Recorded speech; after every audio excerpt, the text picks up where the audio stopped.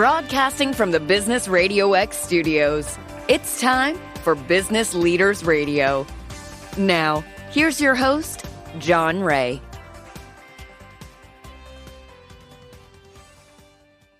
And hello again, everyone. Welcome to another edition of Business Leaders Radio. I am John Ray, and folks, we've got a great show today. Greg Romero is with us. Greg is the founder and principal of Romero Solutions Group. Greg, welcome. Yeah, thanks, John. It's a pleasure to join you today, and to have the opportunity to join your audience. Thank you. Yeah, you've got solutions. That's why we want you on this show. I love your name. Let's talk a little bit about Romero Solutions Group and how you're helping folks out there. Yeah, sure. So it's important to me, the road that led me to start my own consulting firm. I thought it important to be able to help people. And I have a strong background in family businesses that, combined with my consultative background, problem-solving expertise, allows me to take a particular view on helping family businesses to work through strategic problems with operations, and the family dynamic as well, a few elements there. So I'm focusing on the small to mid-sized space and really helping them to better position themselves to compete in their unique ecosystems. That's a summary of the business. Well, Greg, one of the things that jumps out for me about your background is that you have experience running a family business. You're Yes. not just working out of a book or something. You actually have some sweat equity in a family business. Yeah, it's really my whole life I've known family businesses. I grew up in a small family-owned and operated commodities business based out of New York City, run by my father. He put together investments for oil and gas wells in Texas and Oklahoma. And, that was my lens as a child. Went to work for Morgan Stanley after college for about 12 years in a number of different roles. We can get into that. But that education and foundation led me to be comfortable stepping into a small family business on my wife's side of the family. My wife's father-in-law was looking to retire, was having trouble selling the business, very traditional steel tubing company in Massachusetts, and moved my family up from New York to step in, run the company, and help the family figure out the strategic path forward. And it was an amazing experience and kind of really was the culmination of my background, my education, and what I was interested in. I've always had that entrepreneurial spirit. And, it's fun to say that my experience running a small family business, was a catalyst for me to starting my own consulting firm, being able to help other family businesses. And the lens I like to think about is, helping them to try to proactively position their company for the future. And, solving tactical problems, but also really trying to stay ahead of the curve. And, that's one of the issues I think that my wife's family business run into. It was towards the end, my father-in-law was running the company in a proactive way to his timeline. And, that's a very fair approach. And I understand why he did it. But, it caught up with him, I think, more quickly than he was hoping. And, very thankful that I had the opportunity to really do great things for my wife's family in that sense. And it was an amazing experience for me. And if I can help other businesses, family businesses, small to mid-size, stay ahead of the curve, it's a privilege. No, you touched on something there that I think may be worth probing into. Lessons that you learned. You were talking about your father-in-law's situation, right? Is that where some of the really key lessons reside, is in how that unfolded? I'd say there were a set of lessons I learned from that experience, but there are definitely a broader set of issues that can be out there that impact different companies and different industries. Different family dynamics play out as well. But, if you'd like, I can touch upon some of those lessons learned if they're useful for your audience base. Sure. For me, one in particular, and it took me a little while kind of getting comfortable in my seat, was the importance, and this is something over the last decade or two that really has taken a more central stage, is the importance of organizational health. Through one lens, you can look at the numbers and they're critical to being able to manage the company, but organizational health is just as important. In particular, if you're thinking about managing a company beyond your own legacy, be able to have it carry on for that next generation, the third generation, fourth generation in particular, because, a singular leader in a role plays a critical role, but the organization itself and its sustainability really depends on the organizational health. So I think that's a key component for me that stood out. The balance of managing the day-to-day and strategic planning, because I think in particular for small to mid-sized family businesses, it's very easy to get stuck in the current, managing those daily operating rhythms. And it's really important to continue that planning process, trying to assess, okay, this is our particular positioning.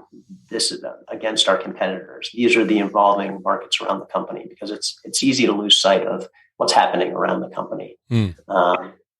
Communication, I'd say, is a third one that's critical. Just those day-to-day communications of kind of, this is where we are, these are our priorities.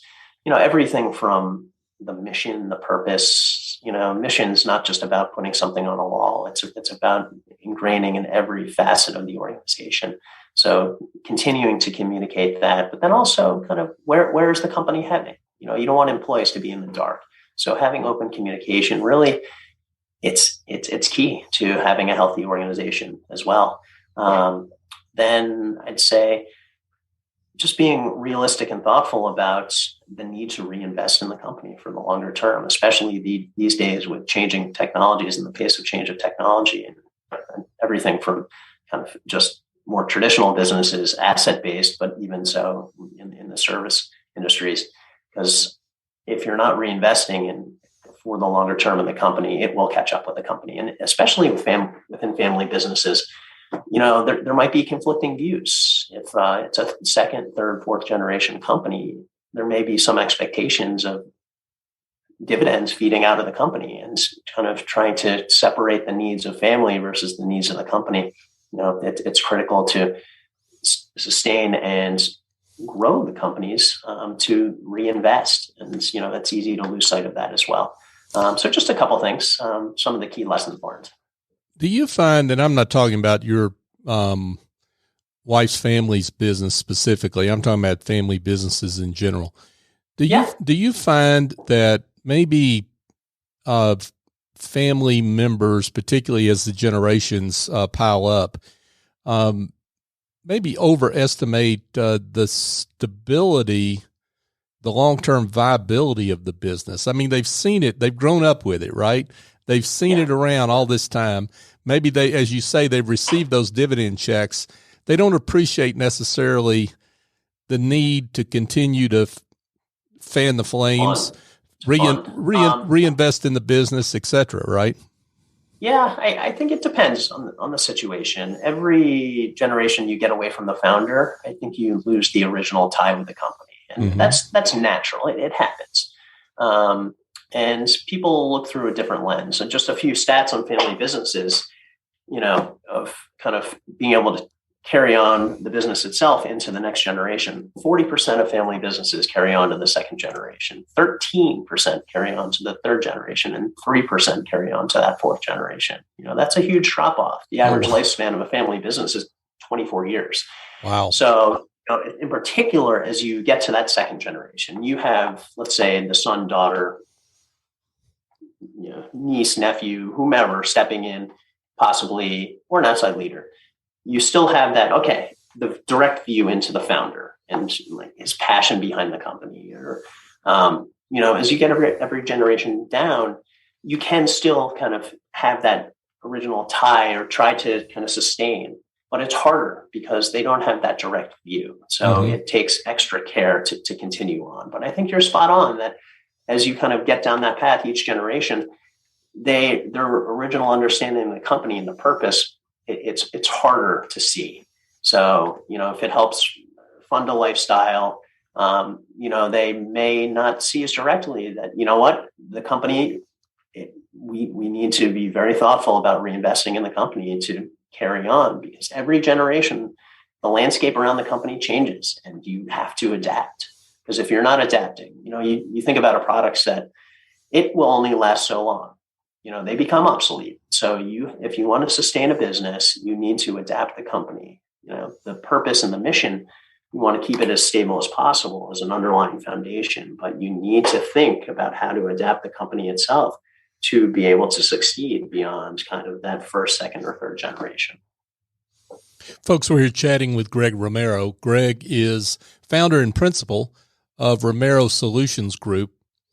So, Greg, let's talk about, I guess we've been through a pandemic, and obviously, and we're coming out of that with a lot of issues, talent shortages, supply chain issues. I could go down the list. I guess, what are some of the things that you're seeing in particular that family businesses are struggling with? I'd say, something that's plaguing the broader economy right now is labor shortage. And it's compounded on my focus area in particular, the small to mid-size business side of things, because it's multifold. There's a supply and demand mismatch, meaning that, not as many people as available as openings. And, the latest stat I saw was maybe 5 million being the mismatch of, open positions versus people to fill those roles. And there are different reasons why that's playing out, and I won't get into those today. So that is one factor. I'd say rising wage expectation too is an issue for the small to mid-sized family business space in particular, because it's challenging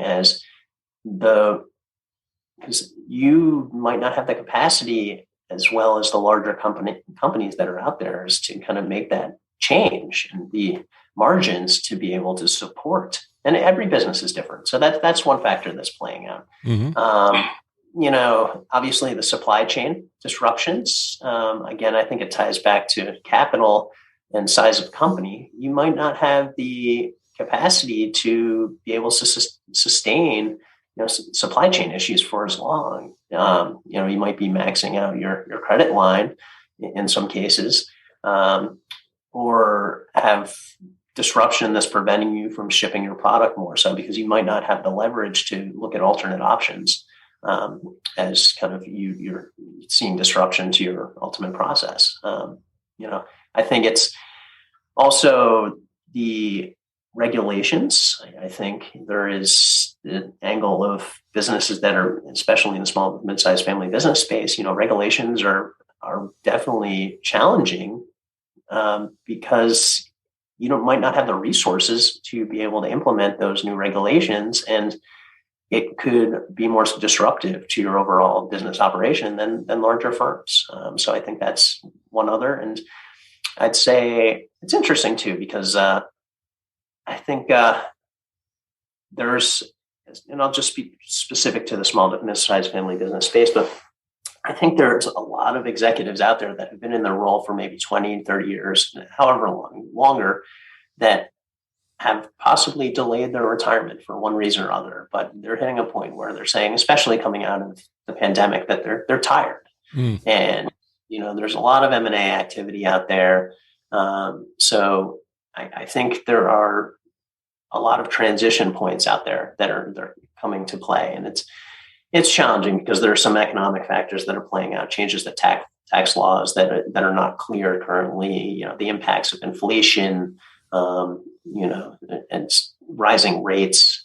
But I think ultimately there are a lot of transitions that are happening or that will happen, and their businesses are trying to figure out how to successfully navigate those. And my hope is that the business leaders and the families are being proactive in making those decisions. And I mean, like 5 or 10 years ahead of time. And also, because even within that 3-year timeline, it can be challenging. So yeah, for sure. Yeah, for sure. So let's get to the work you do specifically Yeah, at sure. Romero Solutions Group. So I mean, family businesses, that's a big subject. Talk about some of the kinds of engagements that you work on, what clients look to you to help them with. Yeah, this is fun. I'm going to wake up in the morning energized to solve problems, and it's fun for me. I'm definitely in the right seat, and it's fun to find that seat because it sometimes takes a long time to happen, and then sometimes it just doesn't happen. So I'm very thankful. But I'd say I'll talk about two factors. There are common business situations that I could step in to help family businesses, but then also just there's an organizational view too. So I'll start with a few common business situations. I think I alluded to very quickly in a different capacity, but helping them with long-term planning, on the strategic side. And sometimes you get so stuck in the daily operating rhythms that you're not thinking enough ahead for the company. What's next? So really helping them to develop out a formal strategic plan. It would be one example. Helping them on the flip side, helping them with more tactical needs, internal disruptions across process, operations, governance, P&L drivers, revenue and costs, capital management, resource management. A third area would be external catalysts that are coming into play, and it could be industry, market, regulatory. A fourth example would be, and we just talked about it, but an executive or the matriarch, patriarch retiring, helping them proactively think, this is the current state of the business. These are our current competitive positioning, and these are the evolving markets around the company. So trying to do that proactively so that they can actually to help them with their decision making, saying, it doesn't make sense for this particular cousin to take the role given the current situation of the company, or should we bring in an outside leader, or should we sell? Because sometimes they try to make those decisions without having a fully structured analysis of the current state of the business, and that can really be tricky. I'd send then a new leader coming in. So whether it be the next generation within the family or an outside leader, helping them to get that current view of the company, I call it a state of the union review. Really looking at those internal capabilities, the competitive positioning, the evolving market, to see, okay, this is how we best navigate the company forward.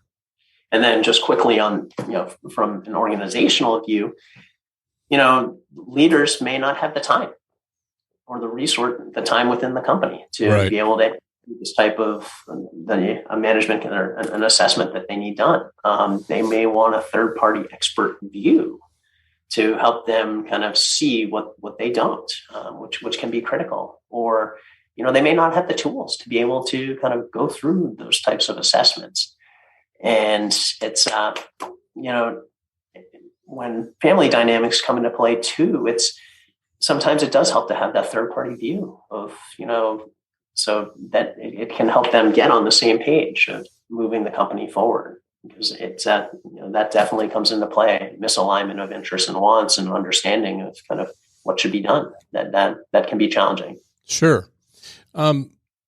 So lots of consulting firms out there that many claim to do what you do. What is your differentiator, Greg? I mean, what do you bring to the table there that sets you apart? I think ultimately the best way to describe that is that I have a value proposition that is fairly unique. I have a price point that I think for the value is quite good. I have access to information that is typically reserved for larger firms, and deep industry insights, data, competitive data, so that I could jump into a company and really show them those financials. The platform that I have available for my engagements, it's very advanced, and it helps to efficiently work with clients in the full capacity in this new remote age we're in too, and just storage of information. they get direct access to the partners within our firm. Those senior level resources, they're day-to-day engagement managers. And the last piece I would highlight is we really work on tailored solutions. We step into every situation and thinking about the client's needs and design a tailored approach instead of trying to fit them into possibly our model. See, how can your situation fit into our model? So I'd say that's really the value proposition at this point. So yeah, terrific. So what how does it work, Greg? I mean, I call you up and say I've got problems. I'm not even sure what they all are, Greg, but I need help. How does that conversation unfold with a potential client? I'm a big fan of the Socratic method, and it's really a question-based understanding of their needs. I spend a lot of time listening off the bat, and I think that's important because you don't want, it's dangerous when you come out of the gate trying to prescribe what people's issues possibly are without understanding their unique situation. So I try to be very thoughtful, just listening mode, understand. I ask prodding questions too to try to get under the covers a little bit and to kind of things that they may not even be thinking about initially, saying, "Oh yeah, one of those oh yeah moments. Maybe this is a consideration." And so it's fun for me. I love having those discussions, and it's really just a feed-in conversation. And initially it's just hey, let's get to know each other. Do you have a need? Is there a fit? And that's really the initial conversation. And if we want to take it to that next level of my giving them really a full interview of understanding their needs, we then take it to that kind of second level, and we go from there. I'll put together a proposal to kind of based on their need and kind of refine it as needed. But it's fun. I love working with different industries, different situations across the spectrum. It's fun. I consider it 360-degree problem solving. So, yeah, that sounds awesome. I would love it if it's appropriate for you to maybe talk about a success story, something that engagement you've worked on that you're particularly proud of. And obviously you don't have to use names, but if you could share, just maybe give an example of what working with Greg looks like. I would say an example of helping a company with their operating model, ultimately just helping them to better position the organization for sustainability and to move the company forward. It is a spotlight thus far. I'm very happy with my level of client engagement out of the gate. Having a young company, a couple other fun irons in the fire, but I'd say that's a spotlight for me, and it's fun. It's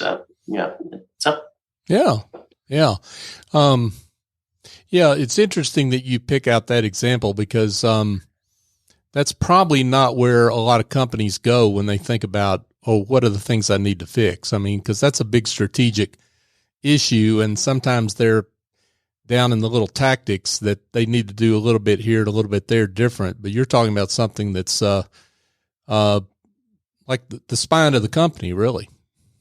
Yeah, it's it certainly is, and it's often overlooked. Mm-hmm. And I bucket it in kind of the same level of importance as organizational health. Mm-hmm. Your organizational health, you're really starting to get into the psychology of things. This, as you say, it's really the backbone of the company that will, in particular, if you want to sustain a company or effectively grow it, it will allow you to find those synergies, those,